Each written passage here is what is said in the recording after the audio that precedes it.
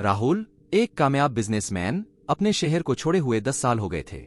एक दिन उसने सोचा कि अपने पुराने गांव लक्ष्मणपुर वापस जाकर अपने पिता से मिलना चाहिए। उसने अपनी कार उठाई और लंबी ड्राइव पर निकल गया। रास्ते में उसने देखा कि एक पुराना अस्पताल अब भी वहां था। यह वही अस्पताल था जहां उसके पिता डॉ. वर्मा डॉक्टर थे।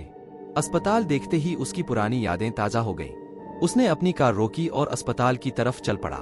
जैसे ही वो अस्पताल के गेट के पास पहुंचा, एक आदमी ने उसे रोका और कहा, "ये अस्पताल मत जाओ, ये अब बहुत खतरनाक जगह है।" राहुल उत्सुक था, लेकिन उसने सोचा कि पहले अपने घर जाकर देखता हूं। जब वो अपने पुराने घर में थे, उन्होंने देखा कि लोग उन्हें अजीब तरह से देख रहे हैं, जैसे वो कोई अजनबी हो।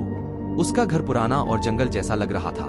गेट खोला तो अंदर सब कुछ बिखर चुका था। उसने जल्दी से बाहर निकालना चाहा, पर वहां के लोग उसे अनजाने लग रहे थे। राहुल ने देखा कि उसके पुराने पड़ोसी और दोस्त अब वहां नहीं रहे।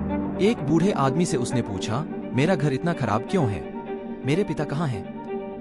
बूढ़े आदमी ने कहा, "तुम अब क्यों आए हो? क्या तुम्हें इंसानियत याद नहीं आई इतने साल तक?"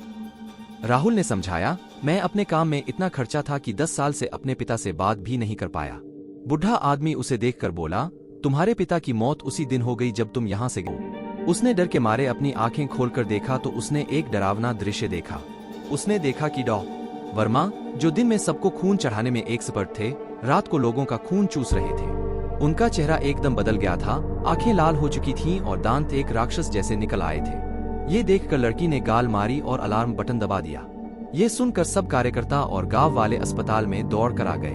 अस्पताल के अंदर खून बह रहा था। दीवार पर खून के निशान थे और जमीन पर खून के छाप थे। सबको डॉ. वर्मा का राज पता चल गया। गांव वालों ने देखा कि डॉ. वर्मा असल में एक राक्षस थे जो लोगों का खून पीता था। उन्होंने उसे मार डालने की कोशिश की, लेकिन जब वह उनके केबिन में गए तो सिर्फ उनकी वर्दी मिली।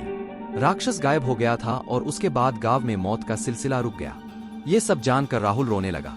उसने अखबार को हाथ में ले लिया और उसके आंसू अखबार पर तपाक से गिर गए। उसने अपने घर को जलाया और वहां से कभी वापस नहीं आया।